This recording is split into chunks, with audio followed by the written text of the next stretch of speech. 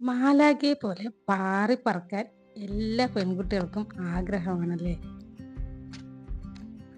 രാത്രിയിലും പകലിലും ഒരാളെ നിയന്ത്രിക്കാനില്ലാതെ സ്വാതന്ത്ര്യത്തോടു കൂടി എപ്പോൾ വേണമെങ്കിലും പുറത്ത് ഇങ്ങനെ ലാവിഷായിട്ട് പാറി പറക്കാനായിട്ട് അങ്ങനെ ഒരു ദിവസം നമ്മൾക്കുണ്ടാവുമോ?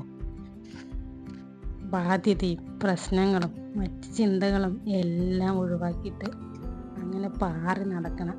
അങ്ങനെ ഒരു ദിവസം ഒരുപാട് പെൺകുട്ടികൾ ആഗ്രഹിക്കുന്ന ആ ഒരു ദിവസം എന്നെങ്കിലും ഉണ്ടാവുമോ അങ്ങനെ ഒരു ദിവസം? അപ്പോൾ ഈ ചാനലിൽ കുറച്ച് ഇതുപോലെ സന്തോഷമുള്ള കുറച്ച് കാര്യങ്ങൾ പറയാനായിട്ടാണ് ഇന്ന് മുതൽ ഞാൻ ഈ ചാനൽ ഉപയോഗിക്കുന്നത്. അപ്പോൾ എല്ലാവർക്കും നമസ്കാരം.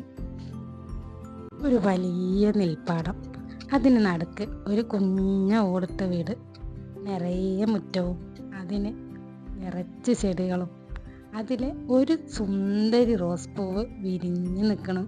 അത് കാണാൻ തന്നെ എന്ത് ചേലാണ്. ഒരു സുന്ദരി കുട്ടി അതിനടുത്തോട്ട് ഓടി വന്നു. മെല്ലെ ആ പൂവൊന്ന് പറിക്കാനായിട്ട് തൊട്ടതും കയ്യിനകത്ത് മുള്ള് കൊണ്ട് കയറി. കാരണം അവൾ വളരെ ചെറിയ കുട്ടിയാണ്. അവൾക്കറിയില്ലായിരുന്നു അതിനകത്ത് മുള്ള് ഉണ്ടാവുമെന്നുള്ളത്. കാണാൻ അതിമനോഹരമാണെങ്കിലും ചില കാര്യങ്ങൾ അങ്ങനെയാണ്. നമ്മൾ അടുക്കും തോറുമാണ് അതിൻ്റെ ആഴം നമുക്ക് മനസ്സിലാവുക. അങ്ങനെ അത് പറിക്കാനായിട്ട് ഓടിച്ചെന്ന കുട്ടി മുള്ളു കൊണ്ടതും സങ്കടത്തോടെ കരഞ്ഞിട്ട് ഓടിച്ചെന്ന് അച്ഛനോട് പറഞ്ഞു മുള്ളു കുത്തിയെന്ന കാര്യം.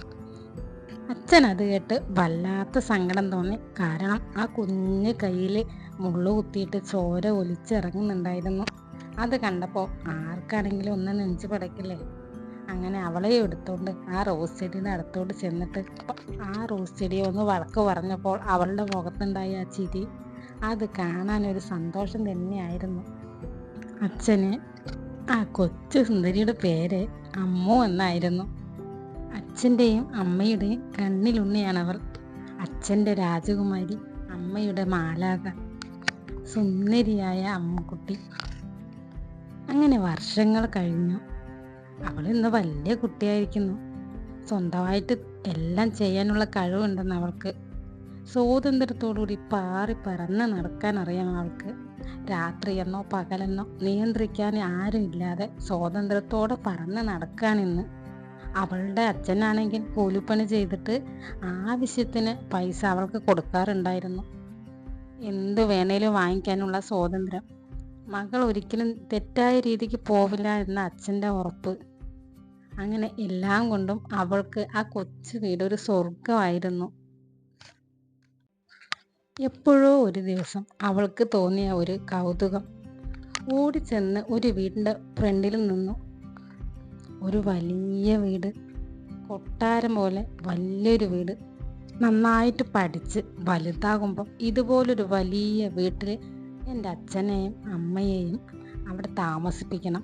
ഒരു ദിവസമെങ്കിലും അങ്ങനെ ഒരു സ്വപ്നം സാധ്യമാകണം. അച്ഛനും അമ്മയ്ക്കും എല്ലാ സൗകര്യങ്ങളും കൊടുത്ത് സന്തോഷത്തോട് ജീവിക്കുന്നത് കൺകുളിർക്ക് കാണണമെന്ന്. അങ്ങനെ ഇരിക്കെ അവളുടെ അച്ഛൻ്റെ ഒരു സുഹൃത്ത് അച്ഛനോട് ചോദിച്ചു, എന്താ മോളെ കെട്ടിക്കുന്നില്ലേ? കെട്ടിക്കാനുള്ള പ്രായമൊക്കെ ആയല്ലോ. അപ്പോഴാണ് മനസ്സിലായത് അവൾക്ക് 18 വയസ്സ് പൂർത്തീകരിക്കുന്നു. ഇനി അവൾക്ക് കല്യാണം കഴിച്ചു കൊടുക്കണം. കുറേ ബാധ്യതകൾ ഇനി ബാക്കിയുണ്ടെന്ന്. നല്ല ആലോചനകൾ വരുവാണെങ്കിൽ തീർച്ചയായിട്ടും കല്യാണം കഴിച്ചു കൊടുക്കണം. ആ അച്ഛൻ്റെ മനസ്സിൽ ഒരുപാട് സ്വപ്നമുണ്ട്. നല്ലൊരു ജീവിതം മകൾക്ക് ഉണ്ടാക്കി കൊടുക്കണമെന്ന്. അങ്ങനെ മോളോട് അച്ഛൻ പറഞ്ഞു, മോളെ നിനക്ക് 18 വയസ്സ് കഴിഞ്ഞിരിക്കുന്നു. എത്രയും പെട്ടെന്ന് നിന്നെ ഞാൻ ഇവിടെ നിന്ന് കല്യാണം കഴിച്ച് അയക്കാൻ പോവുകയാണ്. തമാശായിട്ട് പറഞ്ഞതാണെങ്കിലും അവളുടെ മനസ്സിലത് വല്ലാത്തൊരു നോവായിരുന്നു. ഒരുപാട് സ്വപ്നങ്ങളുണ്ട് എനിക്കിപ്പോൾ കല്യാണവും ഒന്നും വേണ്ടച്ചാ. അങ്ങനെ നല്ലൊരു കല്യാണാലോചന വന്നു. നല്ല മൊഞ്ചുള്ള ചെറുക്കൻ, ഗവൺമെൻറ് ജോലിയാണ്. ഒരു ദിവസം അച്ഛൻ അവളോട് പറഞ്ഞു, മോളെ നിന്നെ കല്യാണം കഴിക്കാൻ പോകുന്ന ആള് വലിയ കോടീശ്വരനാണ്, ഗവൺമെൻറ് ജോലിയാണ്. നിനക്ക് അവിടെ സ്വർഗം പോലെ ജീവിക്കാം. കാരണം അത്രയും വലിയ കൊട്ടാരം പോലുള്ള വീടാണ്. നീ എന്നും കാണാറുള്ള ആ വീടില്ലേ, അതിനേക്കാളും വലിയ വീടാണ്. എല്ലാ സൗകര്യങ്ങളും സന്തോഷവും നിനക്ക് ഉണ്ടാവും. എത്ര കഷ്ടപ്പെട്ടിട്ടാണെങ്കിലും ഈ കല്യാണം ഞങ്ങൾ നടത്തും. കാരണം എൻ്റെ മകളുടെ സന്തോഷമാണ് എനിക്ക് ഏറ്റവും വലിയത്. അവൾക്ക് ഒരുപാട് സ്വപ്നങ്ങൾ ഉണ്ടായിരുന്നു എന്ന് ആ അച്ഛൻ അറിയില്ലായിരുന്നു. പക്ഷേ അച്ഛൻ്റെ സ്വപ്നം മകൾ നന്നായിരിക്കണം എന്നതായിരുന്നു. ഇതേ സ്വപ്നം തന്നെയല്ലേ ആ മോളും കണ്ടത്. അങ്ങനെ കല്യാണത്തിനുള്ള ഒരുക്കങ്ങൾ തുടങ്ങിക്കഴിഞ്ഞു. വീടിൻ്റെ ആധാരം പണയം വെച്ചും ഇതുവരെ സമ്പാദിച്ചതെല്ലാം മകൾക്ക് വേണ്ടി ചെലവാക്കി വലിയൊരു ആഡംബര കല്യാണം. ഏറ്റവും സ്വർഗം ഭൂമിയിലാണെന്ന് തോന്നുന്ന വിധത്തിൽ അത്രയും വലിയൊരു കല്യാണം. അച്ഛൻ്റെ രാജകുമാരി, അമ്മയുടെ മാലാക, സുന്ദരി കുട്ടിയായിരിക്കുന്നു. കല്യാണം കഴിഞ്ഞ രാത്രി അച്ഛന് സുഖമായി കിടന്നുറങ്ങി. കാരണം ഒരു വലിയ കടമ്പയാണ് താണ്ടിയിരിക്കുന്നത്. ഇനി എൻ്റെ മോൾക്ക് സന്തോഷം മാത്രമേ ഉണ്ടാവുകയുള്ളൂ. പുതിയ വീടും പരിസരവും എല്ലാം കാണാൻ നല്ല ചേലുണ്ട്. കൊട്ടാരം പോലെ ഒരു വീട്.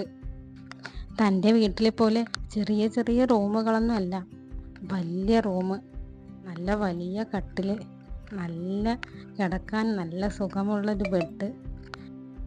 അവൾ മെല്ലെ പുറത്തേക്ക് ഇറങ്ങി. ഇരിക്കാൻ പാകത്തിന് സോഫയും എല്ലാം ഉണ്ട്. പക്ഷെ എവിടെയെങ്കിലും ഇരുന്ന ആരെങ്കിലും വഴക്ക് പറയോ എന്നൊരു പേടി. കാരണം ഇത് അവളുടെ വീടല്ലല്ലോ. അവളുടെ വീട് ചെറുതാണെങ്കിലും അത് അവളുടെ സ്വന്തമാണ്. അവൾ എന്ത് ചെയ്താലും ആരും ഒന്നും പറയില്ല. പക്ഷെ ഇവിടെ അങ്ങനെയല്ലല്ലോ. അങ്ങനെ മാസങ്ങൾ കഴിഞ്ഞു. സന്തോഷമാണോ സങ്കടമാണോ എന്നൊന്നും അറിയുന്ന ഒരു സമയമല്ലായിരുന്നു അത്. കാരണം രാവിലെ നേരത്തെ എണീക്കണം, ഭർത്താവിന് ജോലിക്ക് പോകുമ്പോഴേക്കും ഭക്ഷണം റെഡിയാക്കണം. കൂടാതെ മറ്റ് ജോലികളെല്ലാം കഴിഞ്ഞ് വിശ്രമിക്കുന്ന വേളയിലും അവൾക്ക് ചുറ്റും ആരുമില്ല. ഒറ്റപ്പെടൽ അപ്പോഴാണ് അവൾ തിരിച്ചറിഞ്ഞു തുടങ്ങിയത്. പിന്നീടുള്ള ദിവസങ്ങളെല്ലാം അങ്ങനെ തന്നെയായിരുന്നു. അതിലൊരു മാറ്റവുമില്ല. ഗവൺമെൻറ് ജോലി ആയതുകൊണ്ട് തന്നെ ലീവൊന്നും അധികം കിട്ടാറില്ലായിരുന്നു. അധികവും പുറത്തു പോകുന്ന കാര്യങ്ങൾ പറഞ്ഞാൽ തന്നെ ദേഷ്യം വരും. പുറത്തൊന്നും അധികം പോവാറുമില്ല. കാരണം മറ്റു ദിവസങ്ങളിലെല്ലാം ജോലി ചെയ്തിട്ട് ലീവുള്ള സമയമാണല്ലോ റെസ്റ്റ് എടുക്കുന്നത്. അതുകൊണ്ട് പുറത്തു പോവാനായിട്ട് അധികം നിൽക്കാറില്ല. ഒരു ദിവസം വെറുതെ ഇരിക്കുന്ന സമയത്ത് അലമാരയിലെ തുണികളെല്ലാം ഒന്ന് വീണ്ടും മടക്കി വെക്കാമെന്ന് നോക്കിയപ്പോൾ പഴയ ഒരു ഫോട്ടോ അതിനകത്ത് ഉണ്ടായിരുന്നു. അവളുടെ ഫോട്ടോ കണ്ട് അവൾ തന്നെ ആശ്ചര്യത്തോടെ നോക്കി. ഞാൻ ഇങ്ങനെ ആയിരുന്നില്ലേ? എനിക്ക് ഒരുപാട് സന്തോഷം ഉണ്ടായിരുന്നില്ലേ? എനിക്കൊരു വലിയ സ്വപ്നം ഉണ്ടായിരുന്നില്ലേ? എൻ്റെ സ്വപ്നങ്ങൾക്ക് ചിറകൊടിച്ചത് ആരാണ്? എൻ്റെ കയ്യിൽ ചങ്ങല വിലങ്ങിട്ടത് ആരാണ്? ഞാൻ എന്തുകൊണ്ട് ഇങ്ങനെയായി? ഒരുപാട് ചോദ്യങ്ങൾക്ക് അവൾക്ക് മറുപടി ഇല്ലായിരുന്നു. ഇന്ന് ഏറ്റവും വലിയ കോടീശ്വരൻ്റെ ഭാര്യയാണ്. ഒരുപാട് വലിയ വീടാണ്, കൊട്ടാരം പോലെയുള്ള വീട്, എല്ലാ സൗകര്യങ്ങളും ഉണ്ട്. എങ്കിലും എൻ്റെ സന്തോഷം എവിടെയോ മറഞ്ഞിരിക്കുന്നു. ആ പണ്ടത്തെ ആ ചെറിയ വീട്ടിൽ അച്ഛനും അമ്മയോടൊപ്പം ഉള്ള ആ ഒരു സന്തോഷവും സ്വാതന്ത്ര്യവും ഇന്ന് എവിടെയോ കളഞ്ഞു പോയിരിക്കുന്നു. അതവൾക്ക് നന്നായി മനസ്സിലാവുന്നുണ്ട്. അവൾ കണ്ട സ്വപ്നം കാറ്റിൽ പാറി നടക്കുന്ന അപ്പൂപ്പൻ താടി പോലെ എവിടെയോ പറന്നു പോയിരിക്കുന്നു. അപ്പോഴാണ് പുറത്തൊരു സൗണ്ട് കേട്ടത്. എന്താണ് ആ ശബ്ദം എന്നറിയാൻ ഓടി ചെന്ന് നോക്കിയപ്പോൾ തൊട്ടടുത്ത സാധാരണ മുഷിഞ്ഞ ഒരു ഡ്രസ്സ് ഇട്ട ഒരാൾ അവരുടെ ഭാര്യയെ വണ്ടി ഓടിക്കാൻ പഠിപ്പിച്ചു കൊടുക്കുകയാണ്. കാണാൻ നല്ല രസമായിരുന്നു, കളിയും ചിരിയും. അങ്ങനെ കണ്ടാൽ തന്നെ അറിയാം ഒരു സെക്കൻഡ് ഹാൻഡ് വണ്ടിയാണെന്ന്. ആ വണ്ടി ഓടിച്ച് നടക്കുമ്പോൾ അവർക്ക് പക്ഷേ ഭയങ്കര സന്തോഷം. അപ്പോഴാണ് അവൾ ഓർത്തത്, ഇന്ന് എൻ്റെ ബാങ്കിൽ ഒരുപാട് പൈസയുണ്ട്. എൻ്റെ ഭർത്താവ് മാസത്തിൽ സാലറിയിൽ ഒരു തുക എൻ്റെ അക്കൗണ്ടിൽ ഇടാറുണ്ട്. അങ്ങനെ ഒരുപാട് വരുമാനമുണ്ട്. എനിക്കിന്ന് എന്ത് വേണമെങ്കിലും വാങ്ങാം. പക്ഷേ ഒന്നിനും ഒരു സ്വാതന്ത്ര്യമില്ലാത്ത പോലെ, പണ്ടില്ലാത്ത സൗഭാഗ്യങ്ങൾ ഇന്നുണ്ടെങ്കിലും എൻ്റെ സന്തോഷം അത് ആ ചെറിയ വീട്ടിലായിരുന്നു എന്ന് എനിക്കിപ്പോഴാണ് മനസ്സിലായത്. ഇന്ന് ഇത്ര വലിയ കൊട്ടാരം വീട്ടിലുണ്ടെങ്കിലും ഇത് സ്വർഗമാണോ എന്ന് ചോദിച്ചാൽ അറിയില്ല എനിക്ക് പറയാനായിട്ട്.